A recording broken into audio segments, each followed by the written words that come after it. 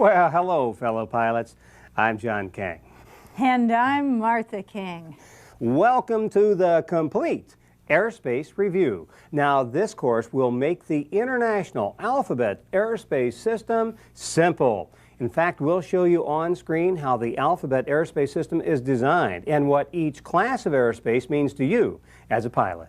And we're going to make it easy to remember all of this too, because you'll learn a word for each airspace letter that will make remembering what you need to know about that class of airspace easy and fun. In addition to Alphabet Airspace, we'll also cover other kinds of airspace that you need to know about as a pilot. We'll be covering special use airspace, controlled firing areas, military training routes, air defense identification zones, temporary flight restrictions, special conservation areas, and more. And finally, we have a special segment that will show you how as a VFR pilot you can manage your flight so that you can deal with the airspace system safely and legally and make the system work for you instead of against you. But enough of this. Let's get started. And to do that, let's join John as he makes the alphabet system of airspace as easy as ABC.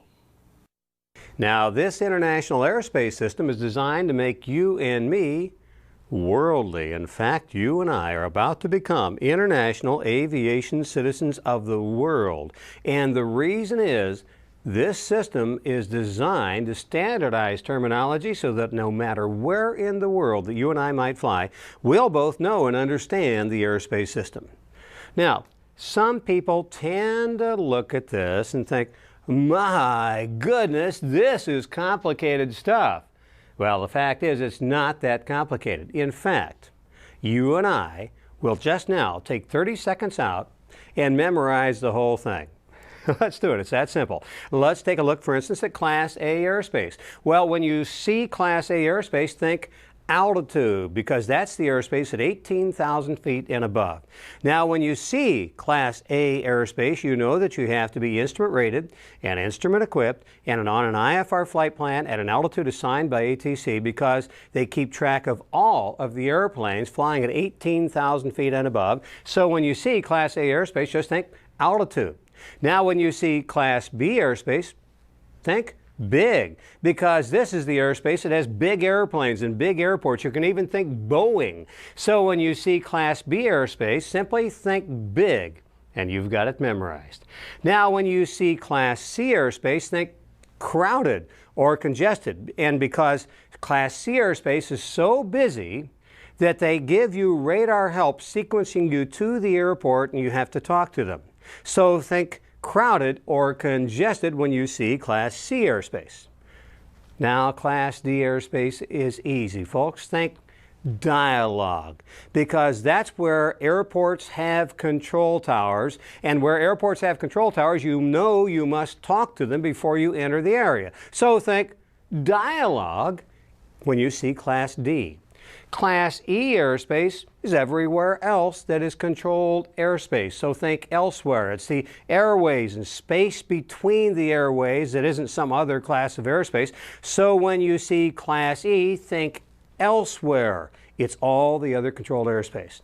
Now, here is the one I enjoy the most, because when you see Class G airspace, think go for it.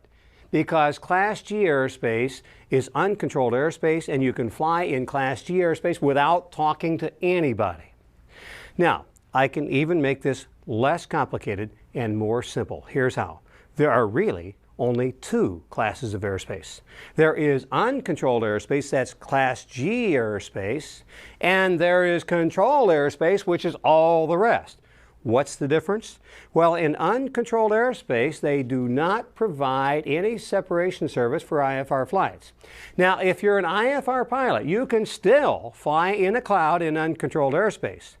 But when you do that, you're really playing Russian roulette, because they have no idea who else might be in that same cloud with you, because they don't keep track of IFR airplanes in uncontrolled airspace. So normally, you only see the very bravest IFR pilots flying IFR in uncontrolled airspace. Now, what this means to you as a VFR pilot is that in uncontrolled airspace, you can fly much closer to a cloud and probably still be safe and certainly be legal, because you wouldn't normally expect to see somebody come busting out of the cloud and hit you. So in uncontrolled airspace, the required distance from clouds for VFR aircraft is less, and the weather minimums are less.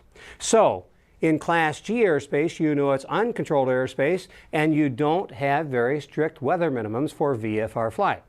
In all the rest of this airspace, they do provide separation service for IFR flights. So it is all controlled airspace. And for a VFR pilot, you know that the weather minimums are greater in controlled airspace. In fact, in general, if you look at uncontrolled airspace at the bottom and then go up towards the front of the alphabet, you'll find that the airspace becomes more and more complicated and busy, and they provide more and more air traffic control service as you get to the front of the alphabet. And of course, when you get to Class A airspace, they keep track of every single airplane.